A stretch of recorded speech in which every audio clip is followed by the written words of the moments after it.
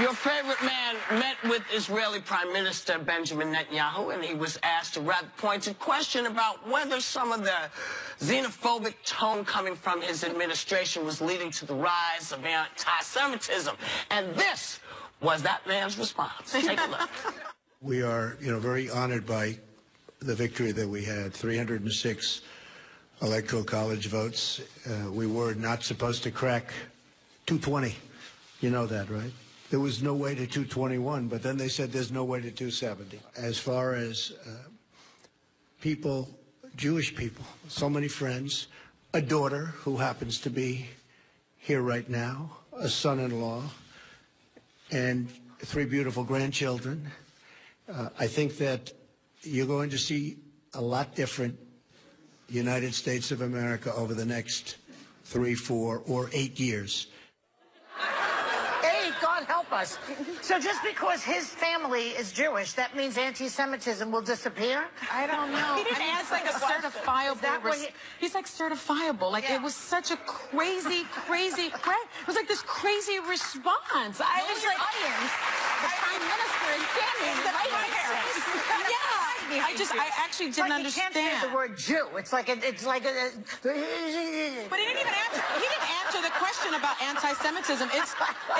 It was a very easy question to answer. I mean, you can answer that in 140 characters on Twitter. Just say I have zero tolerance for anti-Semitism, and my administration will follow protocol to make sure that that doesn't happen. Don't you think Netanyahu was thinking, what a moronic Gentile this is?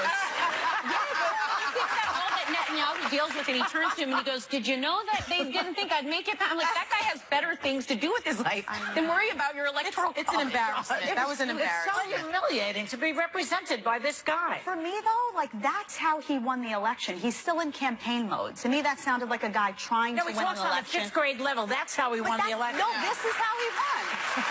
He pivots.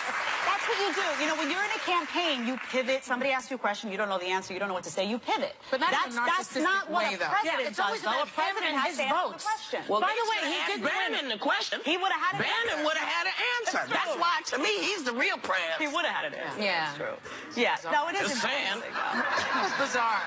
But he also would have had to admit that his rhetoric has increased the anti-Semitism in the country. And that's why he didn't answer that question, because the question was, do you think that some of what your rhetoric has done is put this name it, gay people, Jewish people, everything. Do you think you're responsible for some of it? But the fact that he doesn't disavow the Ku Klux Klan tells you right there how he is approaching this topic. Yeah. No, he doesn't. Last week. What did he say? Last week. He did find it. At one He was point, like, it was like, I don't like the Duke. Who's David Duke?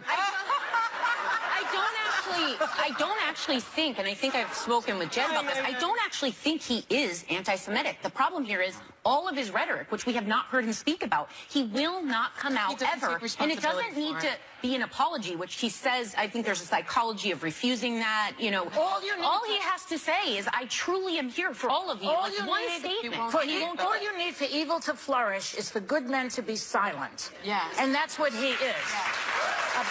Maybe a good guy, not speaking. Well, maybe we should send that on some sweatshirts to Congress and the Senate.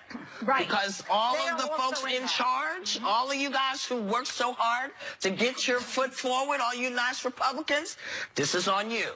This is on your watch. First, it was the you-know-who brand that was facing a ban and a boycott. And now it's members of his team.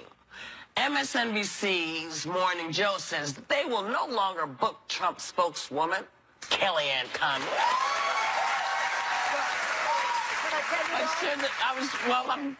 Should the media be banning or silencing these people? Are they suppressing free speech, or is there such a thing anymore? Well, Mika Brzezinski's reasoning, I quote her, every time I've seen her on television, something's askew, off, or incorrect. And yet they bring Sean Spicer there, who also is incorrect, askew.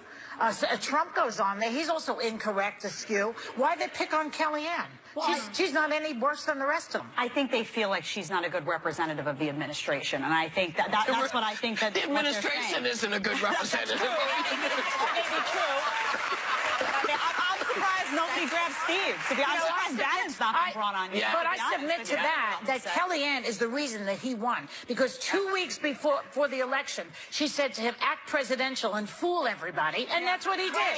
She certainly normalized him. But, you know, I'm always troubled by not having a seat at the table. Like, I struggle with this because if you don't have a seat at the table, you can't pick the menu. You can't pick what you're eating. And so if you're not going to meet with the president, if you're not going to have a dialogue with Kellyanne Conway, then you're in the dark. Like, I just don't know what's the right thing to do. My take on it, she's not at the table. Right. They're saying that they're not bringing her in because they don't feel she's in these meetings. She's his special advisor. She's making a lot of mistakes, Why would you not sit with her? Well, right before Michael Flynn, right before Michael Flynn resigned, an hour before, she came on the air saying he has the full support of the president. Right. That was an hour before he resigned. Which is probably what he told her. But I think that's the problem. Then an hour later, he changed his mind. I think they're saying, though, they're not going to have a representative from the administration. I think they're saying maybe this isn't the best person to have on because she's been proven to not be credible in her reporting. So why are we interviewing someone that's making these mistakes and not giving us accurate information? She is representing the president, and I think, like Whoopi said, it is probably likely that he tells her these things, and she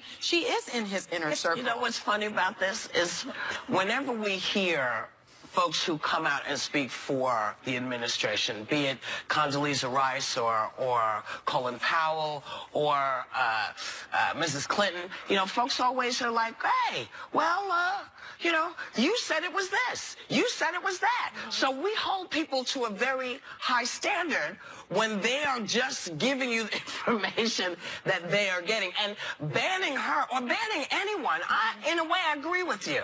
But what I'm trying to figure out is, you know, you see Sean Spicer talking to people, but he only speaks to Breitbart, as I said earlier, Breitbart and Fox News. So I wonder why we continue to give them the space to do stuff like that. Well, something interesting happened this week because Bill Maher had booked a Breitbart editor, Milo Yiannopoulos, very controversial right-wing guy, and Jeremy Scahill, who's the co-founder of The Intercept, was booked on that show and basically came out and said, I'm declining. I'm not coming because I believe that it's inappropriate, and I'm paraphrasing, that you're giving a platform to this guy.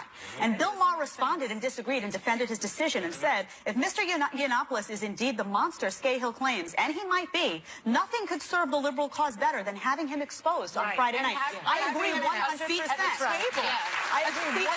I remember Steve Harvey, who I know, Steve Harvey met with President Trump. Huge backlash for it. And his response was, you need to have a seat at the table. And I think there's something to that open dialogue. Also, Bill Maher is an entertainer, and he knows conflict really brings in eyeballs. And believe me, he will eviscerate this Yiannopoulos. He is so brilliant, Bill Maher, and this guy's an idiot. That's how you change minds, though. When I took this job, I remember when I took this job, I got so much heat from Fox News people, from right-wing people saying, you're going to go, you're going to be talking to, you know, that's liberal media, you're going to be talking to a liberal audience. And I said, you know what? If I have the power at this table to convince one person who's watching at home, or change one heart or mind, or show people that you can have a conversation, then I've done my job. And that's what people need to do. This show has been doing that for 20 years. This show has been doing that for 20 years.